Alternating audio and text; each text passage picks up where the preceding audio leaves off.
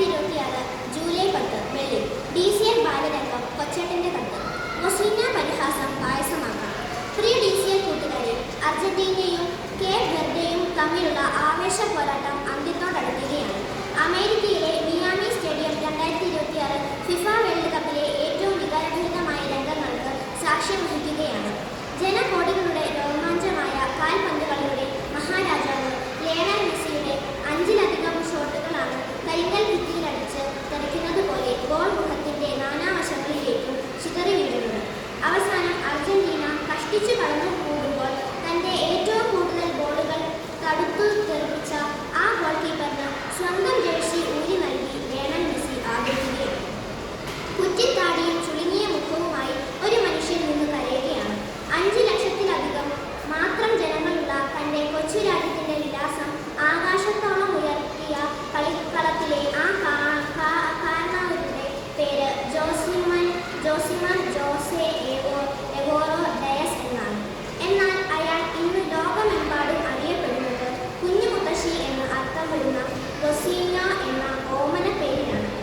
1986 June 3 Cape Verde രാജ്യത്തിലെ Sao whistle ദ്വീപിൽ അതിദരിദ്രനായി ജനിച്ച റൊസീനയാണിത്.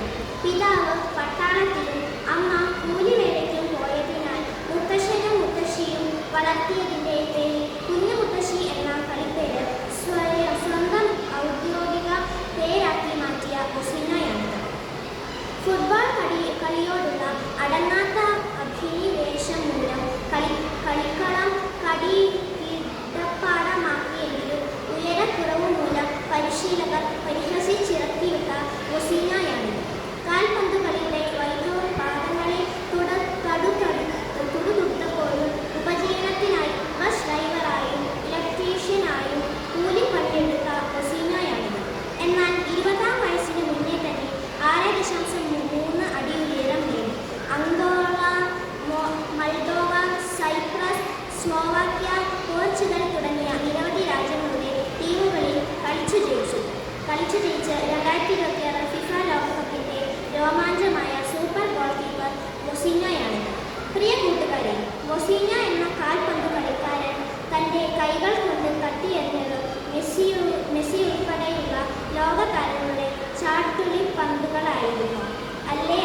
കളിക്കളത്തിൽ അയാൾ സാഹൂതം സശ്രദ്ധം ഗോൾ മുഖത്ത് മിഴിപൂട്ടാതെ നിന്ന് നാനാവശങ്ങളിൽ നിന്നും പലരും വീശിയടിച്ച പന്തുകൾ കൃത്യമായി തട്ടി മാറ്റിയിട്ടുണ്ട്. എന്നാൽ അതിനു മുന്നേ തന്നെ അയാൾ തന്റെ നേരെ പലരും വലിച്ചെറിഞ്ഞ പരിഹാസത്തിൻ്റെയും ആക്ഷേപത്തിൻ്റെയും ആരോപണങ്ങളെ തട്ടിമാറ്റിയിട്ടുണ്ട്. കൗമാരത്തിൽ കളിക്കളത്തിലെ കുള്ളൻ വിളികളെ അയാൾ തട്ടിത്തെറിപ്പിച്ചു.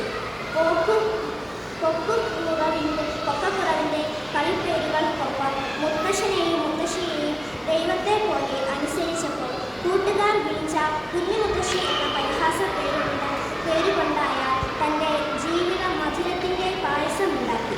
തന്നെ തളർത്താനും പരാജയപ്പെടുത്താനുമായി അരികിലുള്ളവർ വലിച്ചെറിഞ്ഞ ആക്ഷേപങ്ങൾ അയാൾ തൻ്റെ പ്രതിരോധ ശേഷിയുടെ ആഹാരമാക്കി. കൂട്ടുകാരെ, ജീവിക്കാനും അതിജീവിക്കാനും നിങ്ങൾ പരിശ്രമിക്കുമ്പോൾ